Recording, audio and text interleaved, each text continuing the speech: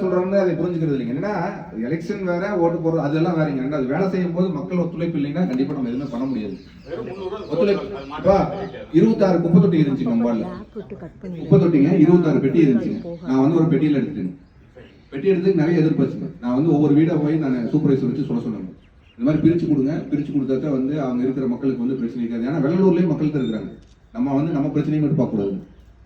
நம்ம பெட்டி எடுத்துட்டு எனக்கு அடுத்த டைம் ஓட்டு போட மாட்டாங்கன்னு நான் நினைக்கலீங்க. அது நான் இந்த டைம் ஓட்டு போட்டதுக்கு நம்ம வார்டுக்கு என்ன நல்லது பண்ண முடியுமோ அதான் நம்ம நினைக்கிறேன். ஏன்னா ஓட்டுக்காகவே வேலை செஞ்சிருந்தோம்னா அது வேற மாதிரி வேலை செய்யணும். நான் டெய்லி காலையில் இருந்துச்சா ஒரு ரவுண்ட் எல்லாத்துக்கும் வந்து போயிட்டு வேலை நடக்குது இல்லையோ வந்துட்டு போனா போதுங்க. இந்த பால்வாடி ஸ்கூலுக்கு 25 லட்ச ரூபா வாங்கியிருக்குங்க. இங்க முன்னாடி இருக்குதுல்ல பால்வாடி ஸ்கூலுக்கு எம்பி ஃபண்ட்ல 25 லட்ச ரூபா வாங்கிருங்க.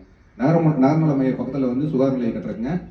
எல்லாருமே வந்து வாங்கிட்டாங்க. நகர்மல மையோட சின்ன இதுங்க 25 லட்ச ரூபா பட்ஜெட்ல வாங்கிட்டாங்க.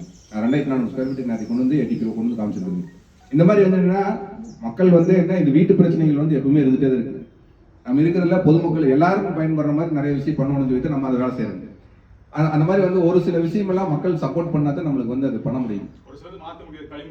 மாற்ற முடியாது.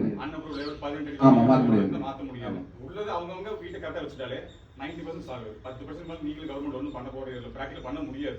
10% பண்றதுக்கே 10 வருஷம் ஆயிடும். நான் ஃபண்ட் கொடுத்தா நான் பண்றதுக்கு ரெடியா இருக்கணும். ஃபண்ட் இல்ல சூழ்நிலைன்னா ஃபண்ட் இல்லைங்க. 10 வருஷமா வந்து கரெக்டான பிளான். இப்போ ஸ்மார்ட் சிட்டி பண்ணாங்க. அது என்ன பிரயோஜனம்? 850 கோடி 850 கோடி கொண்டு போய் அங்க பூரா குளங்குட்டையிலேயே போட்டாங்க. அதை வச்சு மக்கள் என்ன பண்ண முடியும்? ஒண்ணுமே பண்ண முடியாது. அங்க ஸ்மார்ட் சிட்டி அங்க போய் யாரு போறாங்கன்னா அவங்க மட்டும் தான் பயனடைய முடியும். அதுவே வந்து அந்த 850 கோடியில ஒரு 2 கோடி இருந்துச்சுன்னா 100 கோடி 200 கோடி இருந்துச்சுன்னா ஓரளவுக்கு வேலை செஞ்சிருக்காங்க. ரோடு போட்டு கொடுத்துருக்கலாம், நிறைய வேலை பண்ணிருக்கலாம். இன்னொன்று பிராக்டிகலா இன்னொன்று நல்லா யோசிச்சுங்க. அதாவது இப்போ அண்ணன் வந்துட்டாரு, ஃபண்டே சாங்ஷன் ஆயிடுச்சு, கோடிக்கணக்கு சாங்ஷன் ஆகி நாளைக்கு ரோடே போட்டாலும் பிராக்டிகலா மற்ற உதாரணம் எடுத்துக்கலாம். எத்தனையோ பக்கம் தார் ரோடு போட்டுருக்காங்க. போட்டு எத்தனை நாள் பிஞ்சு போகும் தெரியும். செம்மண் பூமியில் இருக்கிறதே 3 மாசம் 6 மாசம் குளிக்கிறது மலையில.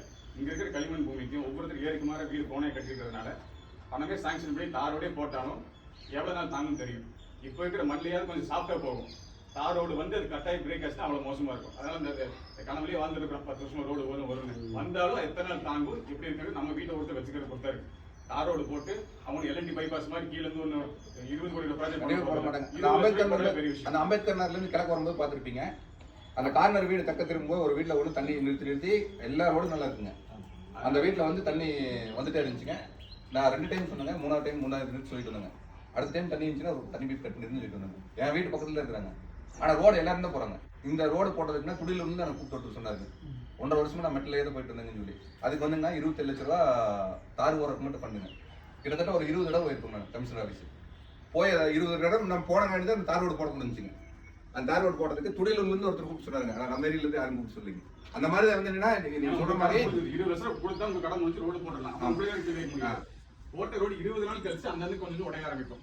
தண்ணி வந்து நின்றுக்குதுங்க. அது குப்பைகளும் தெரியும். நம்ம வந்து நேரம் கிழக்கு வந்து திரும்புறப்போ அந்த ஒரு வீட்டுல ரெகுலரா தண்ணி விட்டு அந்த இடத்துல ரோடு டேமேஜ் ஆயிடுச்சு.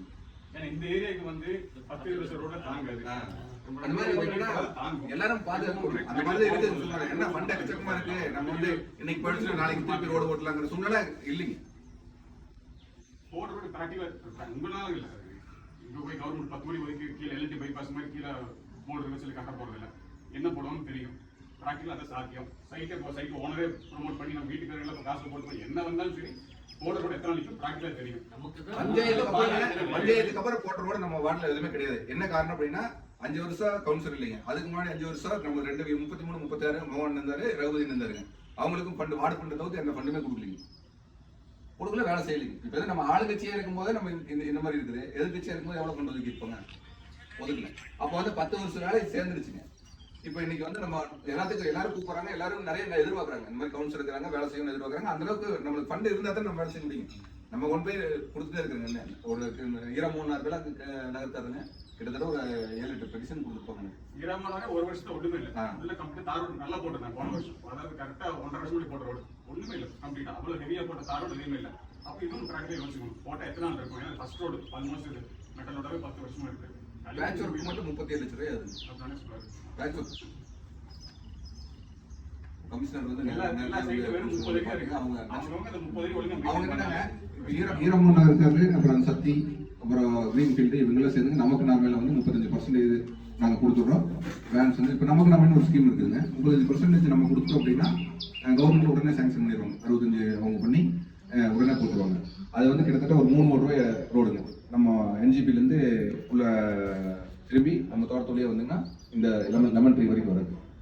அதுக்கு வந்து 3 ரூபாய் ஆகுதுன்னு சொல்லி அவங்க ஒரு 3 நலச்சங்கக்காரர் சேர்ந்து அமௌண்ட் கொடுக்குறேன்ட்டாங்க. 70 லட்ச ரூபா கொடுக்குறேன்னு சொன்னாங்க. மறுபடியும் இந்த பைப்பு அம்ருத் பைப் வருதுங்க, இப்போ அந்த பைப் பதிக்காதங்காட்டி வேண்டாம் இதை முடிச்சுட்டு போடலாம்னு சொல்லிட்டு சொல்லிங்க 37 லட்ச ரூபா கார்பரேஷன் கமிஷனில் கொடுத்துட்டு அப்படிங்க. வேணும்னு சொல்லி அவங்க கொடுக்குறேன்னு சொல்லுங்க. அந்த மாதிரி வந்து இருக்கிற சூழ்நிலை அந்த மாதிரி தான் இருக்குங்க. நம்ம என்ன பக்கத்தில் பால் கண்டு குடிச்சுட்டுங்க அந்த கம்பெனிலாம் கேட்டு நமக்கு நம்ம ஏதாவது பண்ண முடியுமான்னு நம்ம பண்ணி பார்க்கலாம். ஏன்னா எல்லாமே மாநகராட்சி நம்ம எதிர்பார்க்கணும், ரொம்ப லேட் ஆகும். நான் வந்து என்னோட சைடு இப்போ ஆளுங்க வந்து க்ளீன் பண்ணி கொடுப்பானே ஆளுங்க வேணும் அப்படின்னா அந்த மாதிரி வேலைகள்லாம் பண்ணாங்க. ரோடெல்லாம் வந்து ஃபண்டு ஒதுக்குறது அந்த மாதிரி தான் அந்த மாதிரி வேலையில கொஞ்சம் எதிர்பார்க்கறவங்க கொஞ்சம் லேட்டாக இருக்கு. எல்லா வீடு சோப்பேட் சொன்ன மாதிரி ஒரு வருஷம் 20 வீடு பண்ணிருக்காங்க. எல்லாம் ஒரு வீடு 2-3 டைம் பண்ணிருக்காரு. எல்லா வீடுமே பண்ணிட்டு இருக்க மாசத்துக்கு ஒரு வீடு ஏதோ பண்ணிடுவாங்க. ரோடே போட்டு முடிச்சாலும் அது ரோடு இருக்காது. சோப்பேட் எப்படி ஒரு வீடு கொண்டு போறாங்க. ட்ரைனேஜ் வரதான் போது மழை வரதான் போது மழை வந்து அந்த 30 அடி ஒவ்வொரு வீடு இருக்கு, ஆகலாம் 40 அடி ரோட் பேசி அதை மெயின்டைன் பண்ணணும்.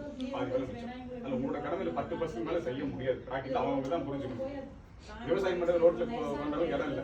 எல்லாம் விவசாயம் பாதி வீட்டில் விவசாயம் இருக்கு. ரோட்ல இருக்கிறது 20 அடி, அதுல 10 அடி கார் பார்க்கிங் போகும். மிச்சம் இருக்கிறது விவசாயம். அதுல மிச்சம் 5 அடியில வயது வண்டி பார்க்கிங் ஃபர்ஸ்ட் வீட்டில் தெரியாது, லாஸ்ட் வீட்டில் தெரியாது. ஃபர்ஸ்ட் பார்க்கிங் வீட்டில் எப்படி கூடாது, பைக் ஆகட்டும் கார் ஆகட்டும், பார்க்கிங் வீட்டில் குடிக்கணும். இதுதான் 90% பிரச்சனை. இதெல்லாம் சால்வ் ஆயிருந்தாலும் உங்களுக்கு யாரும் கொடுக்க மாட்டேங்கிறீங்க. ரோடு கடைசி பிரச்சனை இல்ல அவர் சொல்றது கரெக்ட் தாங்க. அவர் சொல்றது எல்லாமே கரெக்ட். எல்லாமே அவங்க சேஃப்டி தான் பார்க்கறாங்க. 3 கிச்சனுக்கு மேல இருந்துச்சுன்னா இது கிடையாதுங்க, தனி பைப் கிடையாது, ஈபி கிடையாது. புரியல. 3 கிச்சனுக்கு மேல கட்டினா பார்க்கிங் இல்லைன்னா ஓகே கவர்மெண்ட் மாநகராட்சியில் வந்து சிசி சர்டிஃபிகேட் வாங்குவாங்க. கண்டிப்பா அது வாங்க முடியாது, கொடுக்க மாட்டாங்க. சரி, அதை சுற்றி இடம் கொடுத்துருக்கோம், பார்க்கிங் கொடுத்துருக்கோம். இப்போ அந்த பிரச்சனைனால இந்த மாதிரி ஒரு ஏரியாவில் நம்ம வடபள்ளியில் ஒருத்தர் கேஸ் போடுறதுனால டோட்டல் தமிழ்நாட்டிலேயே யாரும் கிடையாது. சரி. 3 கிச்சனுக்கு மேலே இருந்துச்சுன்னா வாட்டர் கனெக்ஷன் இல்லைங்க, ஈபி கனெக்ஷன் கொடுக்குறது. ஓ ஆப்போசிட்ல நிறைய வீடு கட்டி எல்லா வீடும் பார்க்கிங் எல்லா வீடும் அசஸ்மெண்ட் வந்து பெனால்டி கட்டி பார்க்கிங்கோட நம்ம அவங்க கவர்மெண்டோட நாம்ஸ் படி நம்ம பில்டிங் கட்டிக்கணும். அவங்க வந்து செக் பண்ணி பார்க்குறோம். அப்படி கண்டிப்பாக கட்ட முடியாது. ஒரு வீடு கூட இது நாள் வரைக்கும் சிசி சர்டிஃபிகேட் வாங்கல. ஒரு வீடு கூட பின்னாடி 6 அடி ஒரு வீடு கூட இன்ன வரைக்கும் வாங்கல. அது என்ன பிரச்சனைனா இதே மாதிரி தாங்க. எதுக்கால வீட்டு பக்கத்தில் வீட்டுக்காரருக்கு நிறைய வீடு கட்டிட்டு ரோட்ல கார் பார்க்கிங் ஓட்டாங்கன்னு சொல்லி கேஸ் போடுறது. அது இவ்வளவு தூரம் பிரச்சனை.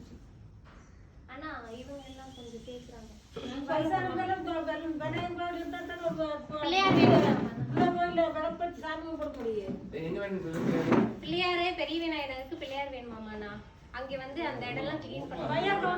தண்ணி ஒரு உப்பு தண்ணி போட்டு அங்க செடியெல்லாம் வச்சு கார்டன் மாதிரி பண்ணி கொடுத்து ஒரு பிள்ளையார் கொடுத்தீங்கன்னா நாங்க எல்லாம் போய் சாமி விட்டுப்போம். ஆமா, ரோட தாண்டா அவ்வளவு சரி. பெரியார் கோயிலுக்கு தாண்டி போக முடியலைங்க.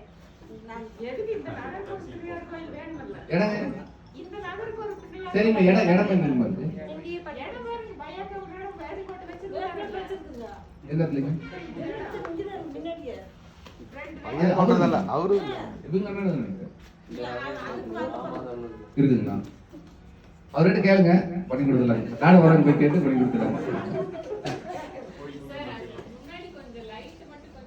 அது என்ட்ரன்ஸ்ல லைப்ரரி கிட்ட ஒரு பெரிய லைட்டா போடணும். 170 லைட் நம்ம எழுதி கொடுத்துருக்கோங்க. நைட் 8 மணிக்கு மேல வந்து நடக்கிறதுன்றது வாய்ப்பு என்னன்னா அந்த பாலத்து மேல நிறைய இந்த மாதிரி இல்லீகல் இதெல்லாம் நடக்குதுங்க. சரக்கு அடிக்கிறது, கஞ்சா. லைப்ரரி பக்கத்துல பாத்தீங்கன்னா நிறைய அந்த மாதிரி நைட் நேரத்துல உட்கார்ந்துட்டு இருக்காங்க. தனியா நம்மளுக்கு வேலை 8 மணிக்கு வராங்க. ரொம்ப 2 வீலர் இல்லாம நடந்து வர்றதுக்கு ரொம்ப சிரமம். ஒரு 10 நிமிஷம் வச்சுக்கோ பாருங்க. ஒரு 10 நிமிஷம்